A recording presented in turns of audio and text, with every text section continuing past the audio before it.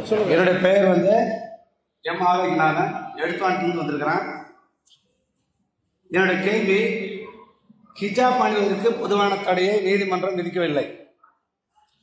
பள்ளி கல்லூரி மாணவர்கள் மாத்திரம் கல்வி நிலையங்களில் வளாகத்திற்குள் மட்டுமே அணிய தடை விதித்தது.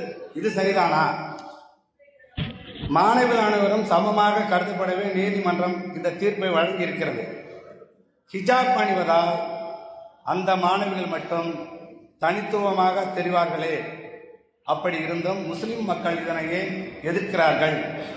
இதற்கு எனக்கு தெளிவாக பதில் கூறுங்கள். அதாவது என்ன கேட்குறாங்கன்னா, கர்நாடகாவில் பக்கத்து மாநிலத்தில் கர்நாடக மாநிலத்தில் சில கல்விக்கூடங்கள், அரசாங்கம் நடத்தக்கூடிய கல்விக்கூடங்களில் எல்லா மாணவ மாணவிகளும் குறிப்பிட்ட ஒரு ஆடை தான் அணிய வேண்டும், யூனிஃபார்ம், இதைத்தான் அணிந்து பள்ளிக்கு வர வேண்டும் என்று அந்த கல்விக்கூடங்களில் உத்தரவு போடுறாங்க. அரசாங்க பள்ளிக்கூடம், அரசாங்க பள்ளிக்கூடத்தில் என்ன சொல்கிறாங்கன்னு கேட்டால், எல்லா மாணவர்களும் ஒரே மாதிரி ஆடை அணியணும், எல்லா மாணவிகளும் ஒரே மாதிரி ஆடை அணியணும் என்று உத்தரவு போடுறாங்க. அப்போ அதே மாதிரி ஆடை அணியும் போது முஸ்லீம் மாணவிகள் என்ன செய்கிறாங்கன்னு கேட்டால், அதே ஆடையை அணிந்து கொண்டு தலையில் ஒரு ஸ்கார்ஃப், அந்த அவங்க சொல்லக்கூடிய அந்த வண்ணத்திலையும் அந்த முறையிலையும் அந்த ஆடையை அந்த சுடிதார் தான் போடுறாங்க, அந்த கலரில் தான் தாவணி போடுறாங்க, எல்லாமே அதே மாதிரி தான் போடுறாங்க. கட்டுப்பட்டு தலையில் மாத்திரம் என்ன செய்கிறாங்கன்னா ஒரு ஸ்கார்ஃப், ஒரு துணியை போட்டுக்கொண்டு வருகிறார்கள். அப்போ வரும்பொழுது என்ன செய்கிறாங்கன்னா, அந்த அரச பள்ளிக்கூடத்திலேருந்து உள்ளே விட மாட்டோம், யூனிஃபார்முக்கு நீங்கள் மீறுறீங்கன்னு சொல்லி அந்த மாணவிகள் தடுக்கப்படுறாங்க. இதான் நடந்த சம்பவம். அப்போ கல்விக்கூடங்களில் வந்து போட்ட உத்தரவு சரியா அப்படின்னு சொல்லி கர்நாடகாவில் ஹைகோர்ட்டில் வழக்கு போடப்படுது இந்த மாணவிகள் சார்பாக. அப்போ அந்த நீதிமன்றம் என்ன சொல்லுதுன்னு கேட்டால், அது சரிதான், யூனிஃபார்முக்காக வேண்டி நீதிமன்றம் உத்தரவு எதுவும் போடலை, ஹிஜாபு போடுங்க போடாதீங்கன்னு. ஒரு கல்விக்கூடத்தில் அப்படி சட்டம் போட்டால் அதை நீங்கள் ஏற்றுக்கிறது தான் வேணும். சட்டம் போடுற அதிகாரம் ஒரு கல்விக்கூடத்துக்கு இருக்கிறது. சில கல்விக்கூடங்கள் அது வேணாம்னு நினச்சாங்கன்னா வேணாம்னு விட்டுறலாம். அந்த கல்விக்கூடங்கள் அந்த சட்டத்தை போட்டார்கள் என்று சொன்னால் எல்லாரும் சகோதரத்துவமாக இருக்கணும் என்பதற்காக வேண்டி அதை வந்து கொண்டு வந்திருக்கிற காரணத்தினால் அதை நாங்கள் தடை போட முடியாது என்று சொல்லிவிட்டார்கள். அப்போ இதுதான் ஒரு கேள்வி கேட்குறாரு. எல்லா மாணவர்களும் ஒரே மாதிரி வரும் பொழுது, எல்லா மாணவிகளும் ஒரே மாதிரி வரும் பொழுது, முஸ்லீம் மாணவிகள் மட்டும் தலையில் ஒரு துணியை போட்டு கொண்டு வந்தால் அது தனியாக தெரியுமே, வித்தியாசமாக தெரியுமே, ஏற்றத்தாழ்வாக இருக்குமே, அது சரியில்லையே, சமமாக தானே இருக்கணும், யூனிஃபார்மாக தானே இருக்கணும் அப்படிங்கிறது ஒரு கேள்வியை கேட்குறாங்க. நீங்கள் அதை விட்டு கொடுத்துடலாமேன்னு கேட்குறாங்க. இதில் நம்ம கவனிக்க வேண்டிய பல விஷயம் இருக்கிறது.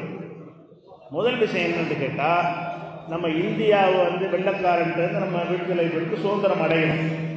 சுதந்திரம் அடையும் பொழுது அந்த வெள்ளக்காரன் எந்த மாதிரி சுதந்திரம் கொடுக்குறான் என்று சொன்னால், முஸ்லீம்கள் அவங்க இஸ்லாம் என்று எதை செய்து வந்தார்களோ அதை செய்வதற்கு அவங்களுக்கு உரிமை இருக்கிறது. இந்துக்கள் அவங்க இந்து மதத்தின் பேரில் எதை செய்தார்களோ அதை செய்வதற்கு அவங்களுக்கு உரிமை இருக்கிறது. கிறிஸ்தவர்கள் அவங்களுடைய முறைப்படி நடந்து கொள்ள உரிமை இருக்கிறது என்று சொல்லி அரசியல் சாசன புஸ்தகத்திலேயே அந்த மதத்தை பின்பற்ற, பிரச்சாரம் செய்ய, அந்த மதத்தின் அடிப்படையில் கல்விக்கூடம் நடத்த எல்லாத்துக்கும் சுதந்திரம் இருக்கிறது என்று சொல்லி அந்த அடிப்படையில் தான் நாட்டுக்கு சுதந்திரம் கிடைக்குது. அரசியல் சாசனம் ஒரு புஸ்தகத்தை எழுதி நம்ம நினைஞ்சிருக்கிறோம், வச்சிருக்கிறோம். அம்பேத்கர் இருக்கும் பொழுது அந்த அரசியல் சட்ட புஸ்தகத்தில் அது எழுதிட்டாங்க. எப்படி ஒவ்வொரு மதத்தவர்களும் அவங்க மதத்தை பேணுவதற்கு எந்த காரணத்தை சொல்லியும் நீங்கள் குறுக்கணிக்கக்கூடாது. அப்போ முதல் உரிமை என்னன்னு கேட்டால், என் மதத்தை பின்பற்ற உரிமை எனக்கு இருக்க வேண்டும், உங்கள் மதத்தை பின்பற்றக்கூடிய உரிமை உங்களுக்கு இருக்க வேண்டும்.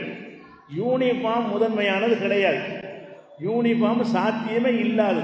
இப்போ யூனிஃபார்ம் எல்லாத்தையும் ஒரே மாதிரி ஆக்குறங்கிறீங்க. அப்போ மாணவர்களில் நல்ல அழகான மாணவர்கள் கொஞ்சம் பேர் இருப்பாங்க, அழகு இல்லாத மாணவர்கள் கொஞ்சம் பேர் இருப்பாங்க. யூனிஃபார்ம் அழகாக்கிடுவீங்களா, பெயிண்ட் அடிப்பீங்களா? மாணவர்கள் வந்தாங்கன்னு சொன்னால் உயரமான மாணவர்கள் கொஞ்சம் வருவான், உயரம் இல்லாமல் வருவான், பாரபட்சமாக தெரியும். இவன் உயரமற்ற மாணவனாக இருக்கிறதுனால அவனுக்கு என்ன செய்யணும், ஒரு 4 அடிக்கு ஷூ போட்டுட்டு வான்னு சொல்லுவீங்களா? அல்லது அவனுடைய காலை வெட்டிட்டு வர சொல்லுவீங்களா? அப்போ அவரவர்களுடைய வித்தியாசத்தை வந்து நீங்கள் அழிக்க மாட்டீங்க. அவங்கவுங்க அப்படி தான் இருப்பாங்க. யூனிஃபார்ம் ஆக்குறங்கிற பேரில் வந்து நீங்கள் என்ன எதில் கையை வைக்கிறாங்கன்னு கேட்டால் மத விஷயத்தில் தலையிடுறாங்க. இந்த நாட்டில் வந்து மதத்திற்கு கொடுக்கப்பட்ட சுதந்திரம் வந்து யூனிஃபார்மை விட முக்கியமானது. இப்போ நான் கேட்குறேன், யூனிஃபார்மாக நாட்டில் எல்லாருக்கும் சம்பளம் இருக்குதா? எல்லா அரசு ஊழியரும் ஒரே சம்பளம் தான் வாங்குறாங்களா யூனிஃபார்மாக? சில பேருக்கு 10,000 ரூபா சம்பளம் கொடுக்குறீங்க, சில பேருக்கு பல லட்சங்களத்துக்கு அரசாங்கத்தில் சம்பளம் கொடுக்குறீங்க. அப்போ யூனிஃபார்ம் கொண்டு வாங்க எல்லாத்துக்கும், எல்லா மக்களும் ஒரே சம்பளம் கொடுங்க பார்ப்போம். அப்படி கிடையாது, அப்படி கொடுக்கறது கிடையாது. வித்தியாசங்கள் இருந்துக்கிட்டு தான் இருக்கிறது. ஒரே மாதிரி நடத்த முடியாது.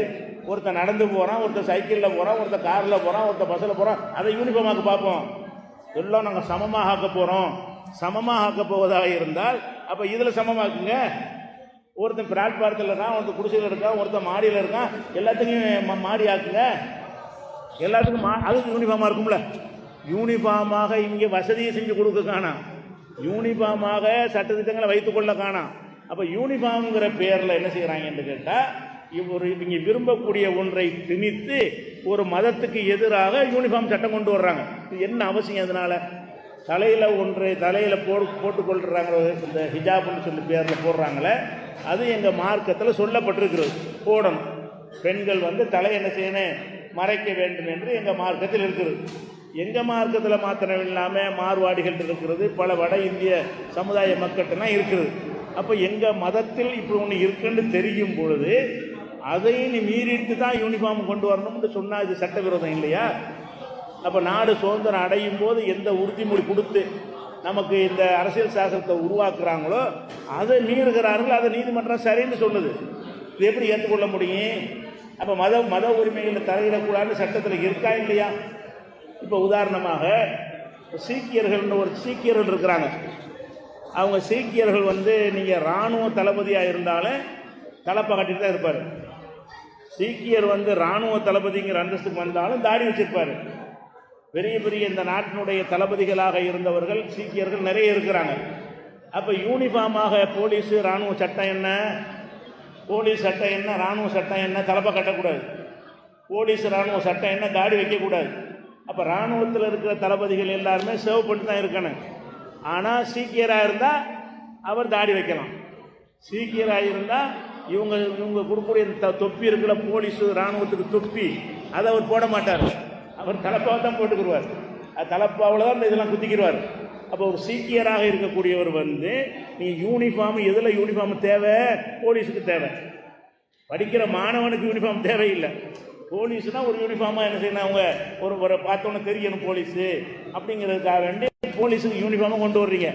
போலீஸுக்கு யூனிஃபார்ம் கொண்டு வர்றீங்க, இராணுவத்துக்கு கொண்டு வர்றீங்க. அதில் கொண்டு வரும்போது என்ன பண்ணுறீங்க, இது வந்து சீக்கிய மதத்துக்கு இது மாற்றம், சீக்கியர்களுக்கு மத நம்பிக்கை இதை பாதிக்கும், அவங்க இதை பேண தேவையில்லைன்னு கொடுக்குறீங்களா இல்லையா? அப்போ அதை எடுத்துட்டு வாங்க. சீக்கியர்களை என்ன செய்யணும், நீங்கள் தலைப்பா கலாட்டி தான் இராணுவத்தில் சேரணும், நீங்கள் தாடியை மலிச்சுட்டு தான் நீங்கள் இராணுவத்தில் இருக்கணும்னு சட்டம் கொண்டு வர கொடுக்க முடியுமா? பஞ்சாபு துண்டா போயிடும், நாட்டை விட்டு போயிடும். அப்போ அவங்க அசம்பிளாக ஒரு பகுதியில் ஒன்றா திரண்டிருக்கிறதுனால அவங்கள்ட்ட நீங்கள் கை வைக்க மாட்டேங்கிறீங்க. அப்போ இந்த யூனிஃபார்ம்ங்கிறது இது என்ன நன்மைக்கு இதை கொண்டு வர பார்க்குறீங்க? அதே மாதிரி இந்த ஆடை கலாச்சாரத்தை எடுத்துக்கிட்டிங்கன்னா சில பள்ளிக்கூடங்களில் யூனிஃபார்ம்ங்கிற பேரில் பொம்பளை பிள்ளைகளுக்கு, பெண் பிள்ளைகளுக்கு தொடை தெரிகிற வகையில் யூனிஃபார்ம் போடுறாங்க. சில பள்ளிக்கூடங்களில் ஆண்கள் வந்து பேண்ட் போட்டு வர்றாங்க, பொம்பளை வந்து மினி கவுனு போட்டு வருது. அது யூனிஃபார்ம். ஆம்பளைக்காவது காலெல்லாம் மறைஞ்சிருது, பேண்ட் போட்டுடுறான். அதை பெண்களுக்கு எப்படி போடுறாங்க யூனிஃபார்ம்னு, அவங்களுக்கு இந்த தொடை வரைக்கும் ஒரு கவுனை போட்டு விட்டு யூனிஃபார்ம்னு போடுறாங்க.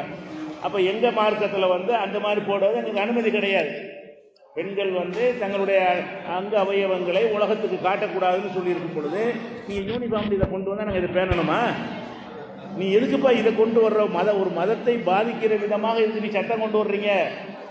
அதே நேரத்தில் வந்து யூனிஃபார்ம்னு சொல்லக்கூடிய அந்த மத அடையாளங்கள் சொல்லக்கூடிய இடங்களை நீங்கள் பார்த்தீங்கன்னா, ஒரு இந்துவா ஒருத்தர் இருந்தார்னு வைங்க, அவர் நெத்தியில் திலகம் போட்டுட்டு வர்றாரு. அதை எந்த முஸ்லீமாச்சும் அப்ளிகேஷன் பண்ணானா? யூனிஃபார்ம் மாற்றமாக இருக்குது, எல்லோரும் யூனிஃபார்ம் போட்டு வர்றீங்க. அதோடு என்ன செய்வார், இந்து சமுதாயத்தை சேர்ந்தவராக இருந்தார்னா அவர் நெத்தியில் பொட்டு வைப்பார், இல்லைன்னா திலகம் போடுவார், அல்லது அவரை இந்துக்கள் காது கூட குத்திருப்பாங்க. நீ காது குத்திக்கிட்டு வருகிறாய், நீ யூனிஃபார்மாக இல்லை, எல்லா மாணவரும் காது குத்தாமல் இருக்கிறாங்க அப்படின்னு அவரை நட்டி விட்ருவீங்களா? அப்போ அதுலெல்லாம் வளையத்தனை செய்கிறீங்க. முஸ்லீமுடைய ஒரு விஷயத்துக்கு மட்டும்தான் நீங்கள் யூனிஃபார்ம்னு பேசுகிறீங்களே தவிர அனைத்தும் யூனிஃபார்ம்னு சொன்னால் அப்போ அந்த இன்னும் சொல்ல போனால் சீக்கியர்களுக்கு ஒரு உரிமை இருக்குது மதத்தில். ஒரு அடி அளவுக்கு கையில் எப்பவும் கத்தி வச்சுக்கலாம். சீக்கியர்களாக இருந்தாங்கன்னா ஒரு ஊர்வலம் போகிறாங்கன்னு வைங்க, ஊர்வலம் போகும் பொழுது நீங்கள் கத்தியை வச்சுட்டு ஊர்வலம் போனால் போலீஸ் அனுமதிப்பானா? அனுமதிக்க மாட்டான். சீக்கியர்கள் ஊர்வலம் போனாங்கன்னு சொன்னால் கையில் கத்தியோடு போவாங்க. அவங்கள கேட்க முடியாது. ஏன்? அவங்க மத புத்தகத்தில் எழுதியிருக்குது, கத்தி வைத்துக் கொள்வது மத கடமை. அந்த கத்திக்கு பேர் கிருப்பான்கிற கத்தி வைத்துக் கொள்வது சீக்கியருடைய மத கடமை என்று சொல்லப்பட்டிருக்கிறது. அப்போ அந்த கத்தி வைத்து கொண்டு போவதற்கு அவங்களுக்கு அனுமதி, மற்றவங்களுக்கு அனுமதி இல்லைங்கிறீங்க. இப்போ யூனிஃபார்ம் எங்கே போச்சுன்னா? யூனிஃபார்ம் எல்லாம் யூனிஃபார்ம்ங்கிறீங்கல்ல, யூனிஃபார்முங்கிறது யூனிஃபார்ம் எங்களை நசுக்கிறதுக்கு இதை சொல்லுகிறார்களே தவிர நிஜத்தில் யூனிஃபார்ம் இருக்குதா? இல்லை. இன்னும் சொல்ல போனால் நீங்கள் ஒரு 2 பேர் திருடிட்டான், 2 பேர் நினைச்சு திருடிட்டான், அதை கொலை செஞ்சான்னு சொன்னால் அந்த கொலைக்கு தண்டனை கொடுக்குறாங்க, சிறை தண்டனை கொடுக்குறாங்க, தூக்கு தண்டனை கொடுப்பாங்க. சிறை தண்டனை கொடுக்குறாங்கன்னு வைங்க, ஆயுள் தண்டனைன்னு கொடுத்துட்டாங்க 2 பேருக்கு. ஒருத்தன் பணக்காரன், வருமான வரி கட்டக்கூடியவன், இன்னும் ஒருத்தன் ஏழை. 2 பேரும் ஒரே குற்றத்தை செய்கிறாங்க. ஆனால் ஜெயிலில் வருமான வரி கட்டுறவனுக்கு தனி சலுகை இருக்குது. வருமான வரி கட்டுறவனாக இருந்தான்னு சொன்னால் அவனுக்கு தனியாக கட்டல் வச்சுக்கலாம், அவனை சமைச்சு சாப்பிட்டு கொள்ளலாம். அவர் இன்கம் டேக்ஸ் கட்டுறாரான். கொலை செஞ்சுருக்கிறான், கொலை செஞ்சவனுக்கு ஜெயிலில் என்ன இல்லை, ஒரே மாதிரி இல்லை, தண்டனை இல்லை. ஏழை கொலை செஞ்சால் அவனுக்கு ஒரு மாதிரியான சிறை, பணக்காரன் கொலை செஞ்சான்னு சொன்னால் அவனுக்கு ஒரு மாதிரியான சிறை. இந்த யூனிஃபார்ம் எங்கே?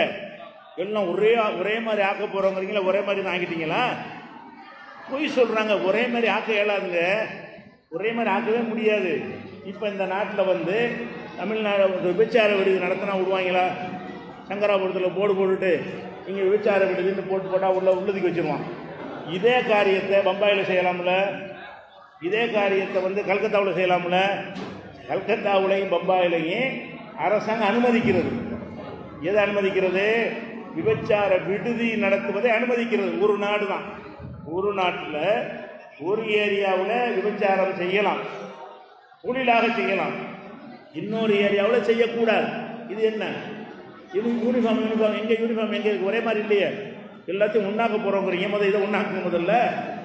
இன்னும் சொல்ல போனால் சங்கராபுரத்தில் ரோட்டில் ஒரு மேடையை போட்டுக்கிட்டு ஒரு காபரே டான்ஸ் ஆடுறாங்கன்னு வைங்க. காபரே டான்ஸ்னா என்னது? பெண்கள் டான்ஸ் ஆடி ஆடை அவிழ்த்து விடுவாங்க, ஒரு ட்ரெஸ்ஸாக கழட்டி போடுவாங்க. இப்படி ஒரு டான்ஸ் ஆடக்கூடிய ஒரு தன்மை நீங்கள் கிராமங்கள்லாம் இருக்கும்.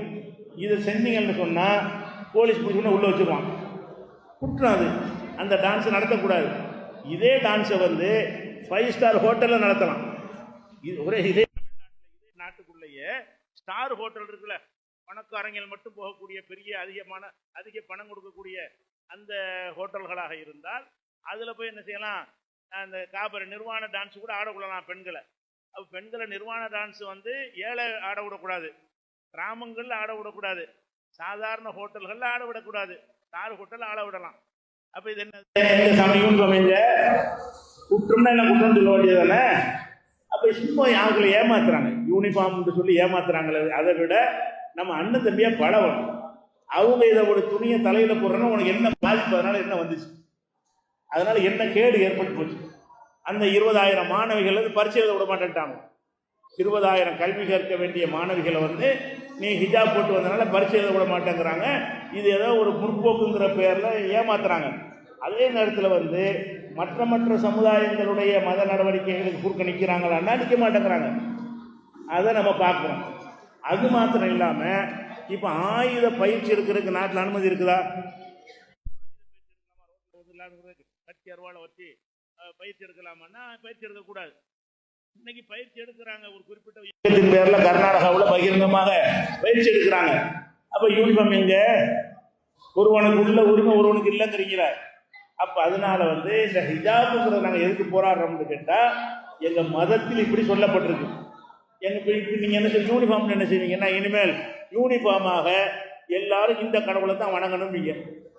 நாங்கள் அல்லாஹ்வுக்கு யாரையும் வணங்கக்கூடாது கொள்கையில் உள்ள ஆளுங்க. எங்களை பிடிச்சி இதை போய் வணங்கணும், நாங்கள் வணங்குவோமா? உங்களை பிடிச்சி இதை வணங்க சொன்னால் நீங்கள் வணங்குவீங்களா? வணங்க மாட்டீங்க. அவரவர் ஒரு தெய்வம் வணங்கிட்டு இருப்பார்கள். அதை நீங்கள் யூனிஃபார்ம் அதையும் ஒரே கொள்கை ஆக்கிடுவோம், அப்புறம் ஒரே மொழின்னு கொண்டு வாங்கலாம் பார்ப்போம். இந்தியா ஒரு நாடு தானே, எல்லாம் தமிழ்லாம் பேசக்கூடாது, எல்லாம் ஹிந்தி தான், ஹிந்தி மட்டும்தான் பேசணும்னு சொல்லி பாருங்களேன் பார்ப்போம். யூனிஃபார்மை கொண்டு வாங்கலாம். அப்போ யூனிஃபார்ம் கொண்டு வர முடியல. தமிழ் பேசுகிறோம், தமிழில் பேசிக்க, மலையாளி மலையாளத்தில் பேசிக்கிறதா நீங்கள் ஆட்சி நடத்திக்கிட்டு இருக்கிறீங்க. யூனிஃபார்மாக உங்களுக்கு மொழி கொண்டு வர முடிஞ்சா? யூனிஃபார்மாக வரி கொண்டு வர முடிஞ்சா? யூனிஃபார்மாக எல்லா பக்கத்துலேயும் ஒரே மாதிரி சட்டம் கொண்டு வர முடிஞ்சா? ஒரே சட்டமாக நாடுகுறாக இருக்கிறது. இப்போ ஹெல்மெட்டு போடாமல் போனால் ஒரு மாநிலத்தில் குற்றம்ங்கிறான், ஒரு மாநிலத்தில் குற்றம் இல்லைங்கிறான். இப்போ நாளையிலேருந்து இங்கே தமிழ்நாட்டிலையும் சட்டம் வரப்போகுது, பின்னாடி உட்காரவங்க ஹெல்மெட் போடணுமா? முன்னாடி வண்டி ஓட்டுறவங்க மட்டும் இல்லாமல் பின்னாடி வந்து உட்காந்துருக்கணும் ஹெல்மெட் போட்டு தான் போகணும்னு சட்டம் கொண்டு வர்றாங்க. நாளையிலேருந்து அது அமலுக்கு வரப்போகுது. இதே மாதிரி வேறு மாநிலத்தில் இல்லை. அப்போ ஒரு நாள் ஒரே யூனிஃபார்மை கொண்டு வாங்கலாம் பார்ப்போம். எல்லோரும் ஹெல்மெட் போட சொல்லுங்கள், எல்லோரும் ஹெல்மெட் போடாத சொல்ல முடியுதா உங்களால்? இங்கே ஒரு சட்டம், அங்கே ஒரு சட்டம், இங்கே ஒரு சட்டம். அப்போ ஒரு மாநிலத்தில் மதுபானத்தில் பாரில் வச்சு குடிக்கலாம்ங்கிறாங்க, ஒரு மாநிலத்தில் பாரில் குடிக்கக்கூடாது, வீட்டில் போய் குடிச்சிக்கங்கிறாங்க. அது என்ன சட்டம் இது? யூனிஃபார்ம் எங்கே? அப்போ யூனிஃபார்ம்ங்கிற பொய்யான வாசகத்தை வைத்து ஏமாற்றி கொண்டிருக்கிறார்களே தவிர அதில் எந்த விதமான ஒரு நன்மையும் கிடையாது. இது அரசியல் சட்டத்துக்கு எதிரான. அரசியல் சட்டம் என்ன சொல்லியிருக்குது? என் மதத்தை கடைப்பிடிக்கிறதுக்கு அரசு குறுக்கு வரக்கூடாது, ஓ மதத்தை கடைப்பிடிக்கும் குறுக்கு வரக்கூடாது. எந்த மதத்துக்காரனும் எந்த மதத்துக்காரனையும் வழிபடுவதே நினைக்கக்கூடாது, குறுக்கு தடுக்கக்கூடாது. எப்போ தடுக்கலாம்? அடுத்தவரை பாதிக்கிற விஷயம் இருக்குதுல்ல, அதுகளை தடுக்கலாம். எந்த மதத்துக்காரனாவது அடுத்த மதத்துக்காரனை பாதிக்கிற மாதிரி ஒன்றை செய்தானேயானால் அது முன்னு தான் நீங்கள் தடுக்க இயலுமே தவிர பிறரை பாதிக்காத வகையில் நீங்கள் பொட்டு வைத்துக் கொள்வது, நீங்கள் தாலி அணிந்து கொள்வது, நீங்கள் மெட்டி அணிந்து கொள்வது, நீங்கள் காது குத்தி கொள்வதெல்லாம் யாரையும் பாதிக்காது. அதே மாதிரி நாங்கள் ஹிஜாப் போட்டுக்கொள்வது யாரையும் பாதிக்காது. பாதிக்கலை என்று சொன்னால் அவன் விரும்பின அவன் செஞ்சுட்டு போகிறான், நீ விரும்பின நீ செஞ்சுட்டு போ, நம்ம அண்ணன் தம்பியாக இருப்போம். அப்படிங்கிறதை சிதைக்கிற விதமாக ஒரு கலவரத்தை உண்டாக்கி வெறுப்பு அரசியல் நடத்துவதற்கு இதை கொண்டு வந்திருக்கிறாங்க. அதனால தான் நாங்கள் என்ன செய்கிறோம், ஒவ்வொரு உரிமையாக படிப்பாங்க. அப்புறம் இது ஒன்றுலேருந்து கை வச்சு என்ன செய்வாங்கன்னா கடைசியில் நீங்கள் முஸ்லீமாக வாழக்கூடாதுன்னு கொண்டு வரதுக்கு பார்க்குறாங்க. அதனால